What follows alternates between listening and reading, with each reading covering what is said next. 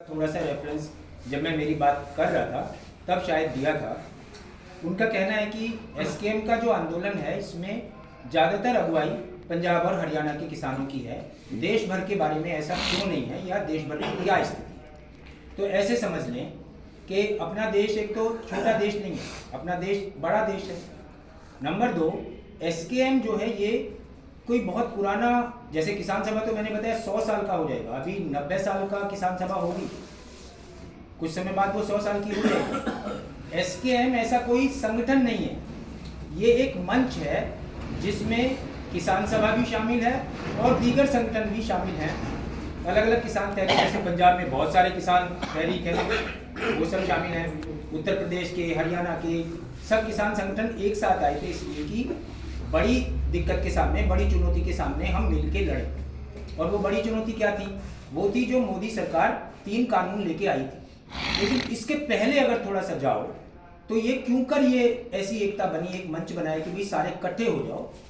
इस चीज़ के पीछे मुद्दों का बड़ा योगदान हो। कई बार कोई मुद्दा ऐसा आ जाता है जो सब लोगों पे असर डाल रहा है, लेकिन उसकी चेतना भी उसी समय में बन जाए, दोनों चीज़ें जरूरी है।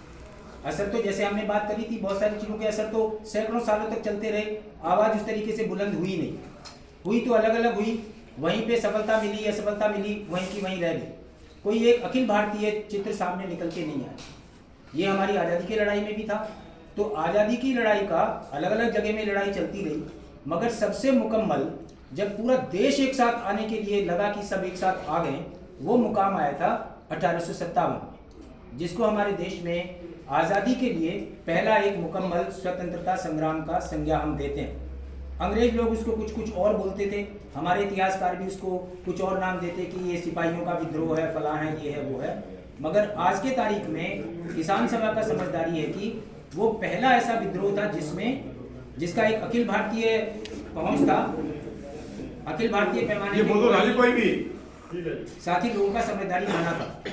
तो आपको याद होगा कि मोदी के सरकार आने के पहले 2013 में भूमि अधिग्रहण के बारे में एक कानून कांग्रेस की मनमोहन सरकार लेके आई थी। अब ये क्यों लेके आई थी? क्योंकि उसके पहले जो भूमि अधिग्रहण हो रहे थे उनमें जगह जगह पे लोग सवाल उठा रहे थे कि भाई आप किसानों से अलग अलग चीज़ के लिए उनकी ज़मीन ले लेते हो।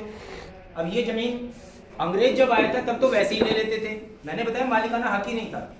जमींदार लोगों को इधर से उधर ट्रांसफर कर देता था, इसका ले लिया, उसको दे दिया, उसका दे दिया, इसका दे दिया, ये करते थे। लेकिन उनके आने के बाद एक कानून 1894 में लेके आए, जो भूमि अधिग्रहण नाम का कानून था कि अगर किसी से सरकार जमीन लेती है, किसी किसान से, तो किन शर्तों के ऊपर वो लेगी। नाम के लिए कानून था, शर्तें इतनी ज्यादा ताकतवर थी सरकार की कि आप इसमें कुछ कर नहीं सकते थे।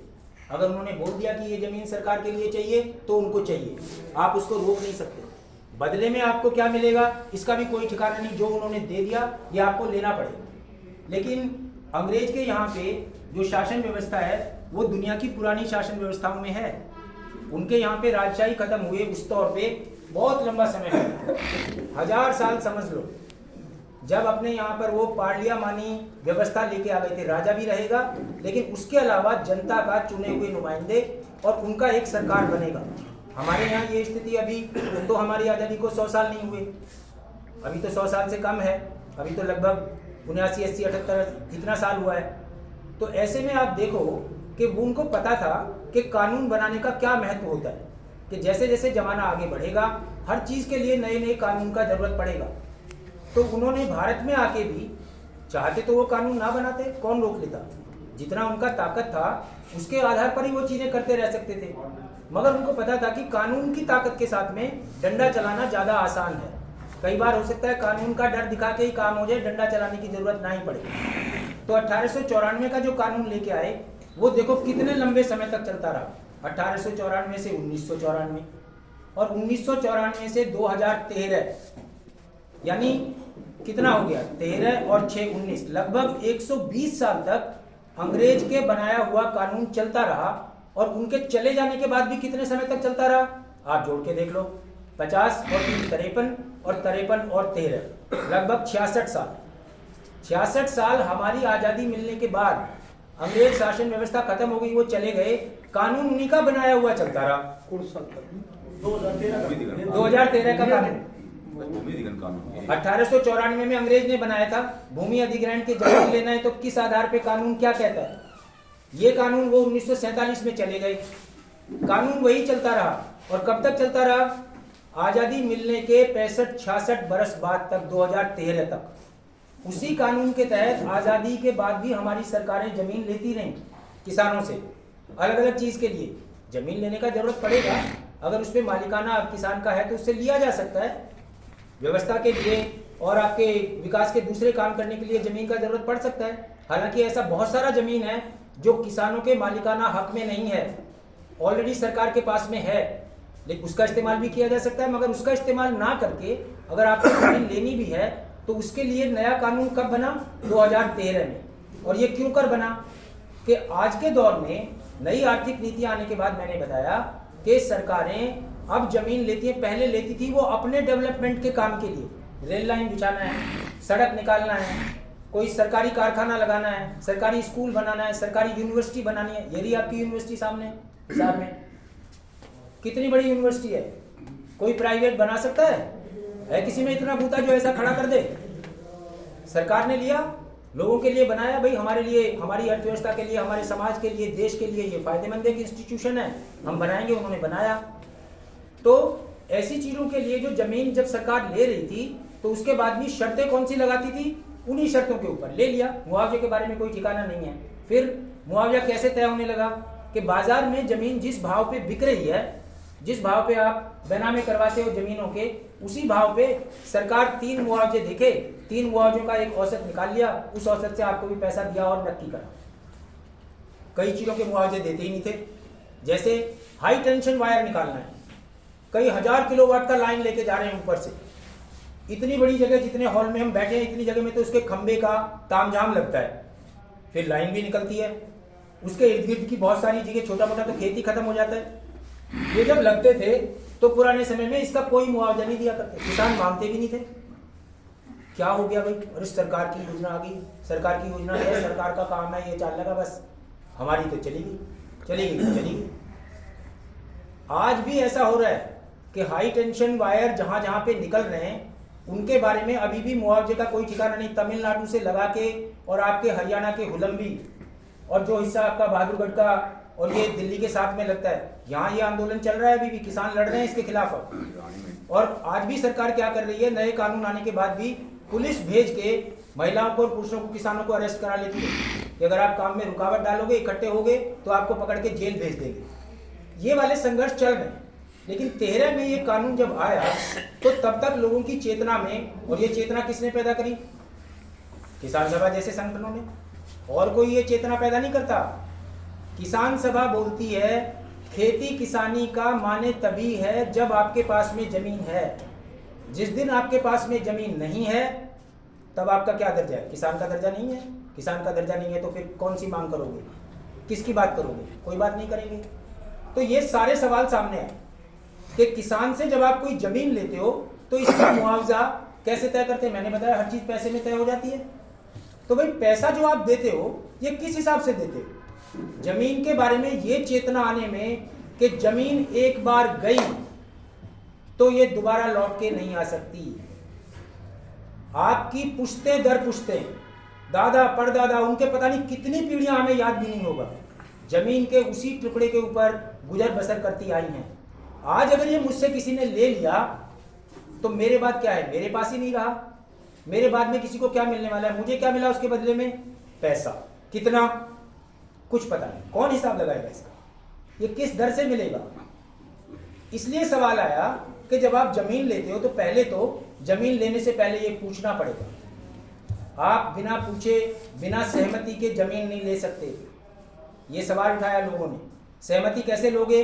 कि एक सोशल इंपैक्ट असेसमेंट करोगे कि जो चीज आप वहां पे करने वाले हो उस समाज को उससे क्या मिलने वाला है, उसके ऊपर उसका क्या प्रभाव पड़ने वाला है। आप बुलेट ट्रेन चला रहे हो, बंबई से लेके और अहमदाबाद तक मोदी जी का प्रोग्राम है। अभी भाई बुलेट ट्रेन में कौन बैठेगा? सारी नॉर्मल ट्रेन तो समय पे नहीं चल रही, इनमें तो आदमी चढ़ नहीं सकते, इनमें तो जगह नहीं, इनके किराए तो इतने महंगे हैं। बुलेट की गति से सब यात्रा करने की किसको जरूरत है? जिस आदमी के पास में साइकिल नहीं वो तो पैदल जाने के लिए मजबूर है। जिस आदमी के पास में पैसा नहीं उसके पास में क्या खर्च करा करे उस समय? भाई तू पैदल क्यों चल रहा है? जेब में पैसे नहीं? जेब में पैसे हो तो मैं तेज पहुंच जाऊंगा। तेज किस लिए पहुंच जाएगा? तेज भी कोई कारोबार होगा मेरा। तो बड़े बड़े कारोबारी चाहते हैं कि दिल्ली से बैठे और फुर्र करके बंबई में पहुंच जाए। क्यों? इसको क्या करना है? इसको मीटिंग करनी है। उस मीटिंग में हजारों लाखों के वारे न्यारे होने हैं। इनको फर्क नहीं पड़ता। 10,000 का किराया लग गया, 15 का लग गया। वैसे धन्ना सेठों के लिए जहाज में भी अलग जगह होती है, उसको बोलते हैं एग्जीक्यूटिव क्लास। सामान्य आदमी का किराया जहां पे 7,000 लगेगा वहां पे इसका किराया 20,000 लगेगा। उनको फर्क पड़ रहा है? उनके लिए 20,000 ऐसी है जैसे आपके लिए 2 रुपए। कोई माने नहीं। तो पैसे हैं तो पैसे फेंक के उसके लिए कुछ भी करा जा सकता है, सारा समय हम बचा सकते हैं। लेकिन पैसा नहीं है तो फिर मेरे पास समय ही समय है, फिर समय में तोल के देखूंगा। गांव में पहले महिलाएं छोटी छोटी चीजें बनाया करती, कात बुन के। मेरी माँ बनाती थी, अभी तक वो दरी बुनने बैठ जाती 75 साल की उम्र में। क्या कर रही है माँ? अरे मैं दरी बनाऊंगी। तू जितना समय इसमें लगा रही है इतनी बड़ी दरी बाजार में जाके ले ले, 200-250 की मिल जाएगी। अपनी मेहनत का मोल पाएगी तो 15-20 दिन इसमें लगी रहेगी। तेरी कितनी की दिन की दिहाड़ी बनेगी? 10-15 रुपए की भी नहीं। हिसाब देख अर्थव्यवस्था के हिसाब से। मगर अगर इतने पैसे भी जेब में नहीं है तो ये आप बाजार से नहीं ले सकते। वो काम आप कोशिश करोगे खुद से कर लेंगे। ऐसा हिसाब किताब कौन लगाता है जी? जनता नहीं लगाती अभी भी। अभी लगाना सीखा नहीं उसने ये। तो ये असेसमेंट के बारे में वहां के जितने किसानों की जमीन चली जाएगी, जितने ट्राइबल्स की चली जाएगी, इनको क्या मिलने वाला है? रेल तो चली जाएगी धड़धड़ाती हुई। ये किस दिन चलेंगे उसमें? अभी गांव देहात में मोदी कहलवाता है लोगों को बोला करो विकास, तुम्हारे बराबर में सड़क चले। अरे तेरे बुग्गी भैंसा तो इस सड़क पे चल ही नहीं सकते जिसके विकास को देख के तू खुश हो रहा है। तेरी साइकिल इस पे नहीं चलने देते, पैदल तू इस पे नहीं चल सकता। और चढ़ भी गया तो वहां जाते तेरा कार पार करेगा 200 रुपए काट ले। दिल्ली से चंडीगढ़ चलो 700 रुपए लाग जा जी टोल, तेल अलग। अब ये तो कार कोई विलासिता की चीज नहीं है। आजकल हर एक आदमी को जरूरत पड़ती है सफर करने की। आप देखो कि लोगों को ये चेतना आने में कि ये सोशल इंपैक्ट असेसमेंट होना चाहिए। मेरा क्या होने वाला है कोई काम आप जहां पे कर रहे हो? गांव पूछेगा क्या होने वाला है हमारे गांव का? जमीन हमारे गांव की ले रहे हो, हमारा क्या होने वाला है?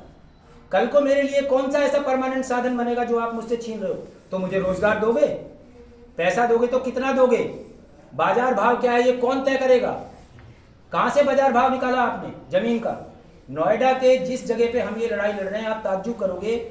अभी योगी सरकार ने 15 दिन पहले हमारे आंदोलन के बाद 1 महीने साथी लोग जेल में रहे, उनके साथ एक मीटिंग हुआ हमारे नेताओं के साथ।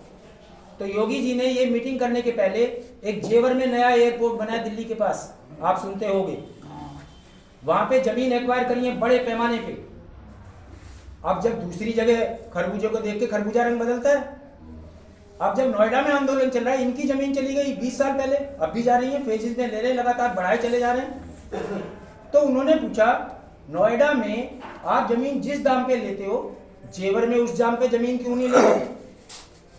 तो योगी जी ने वहां कुछ लोगों को बुला के, दलाल किस्म के लोगों को, किसानों के कपड़े पहनवा दिए, सबको तिलक लगवा के ये साफे बंधवा के बिठा दिया, किसान की तरह अगले दिन खबर छपवा दी, इनका 1,000 मुआवजा बढ़ा दिया प्रति वर्ग मीटर पे। यानी 1 वर्ग मीटर जगह पे 1,000 मुआवजा बढ़ के कितना हो गया?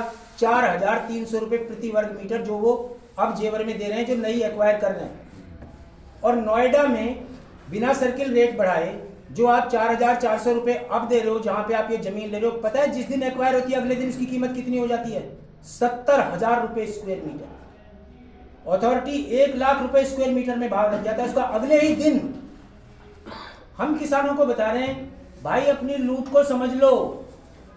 लेकिन किसान ये है, इसने पैसा कभी देखा नहीं उतना। गांव में, मेरे गांव में दिल्ली से 100 किलोमीटर है, वहां भी सड़क पे लोगों को 1 बीघे के 10 लाख 15 लाख के दाम हो रहे हैं। 5 साल पहले ये 5 लाख पे थे। जमीन रोकनी मुश्किल हो रही है उन्हें।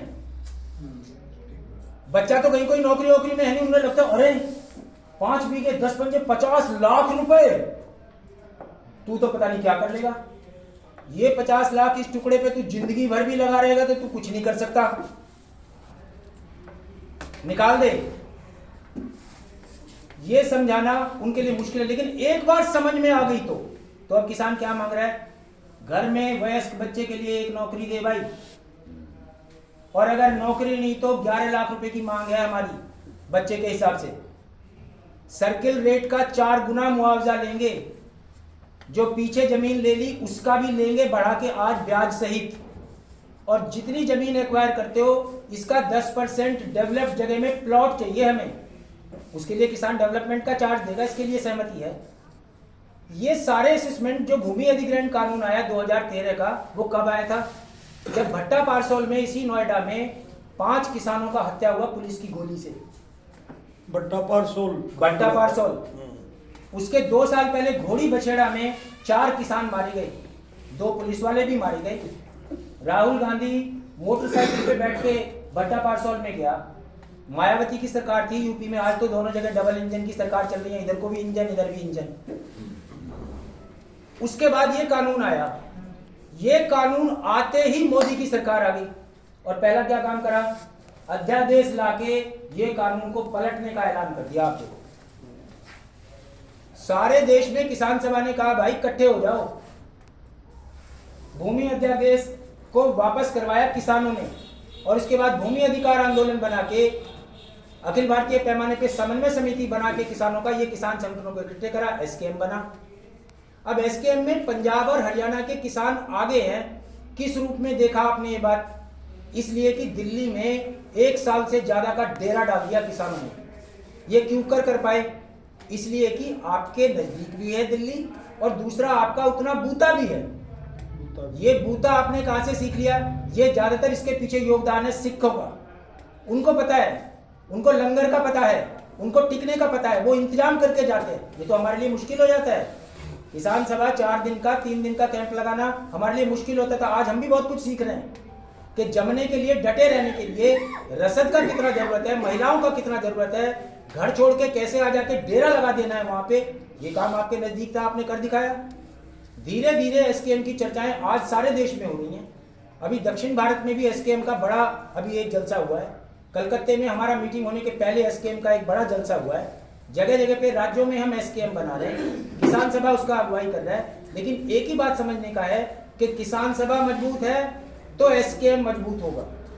अगर किसान सभा मजबूत नहीं रहेगी तो आप समझ लो। ठीक बात। दूसरा साथियों, आपने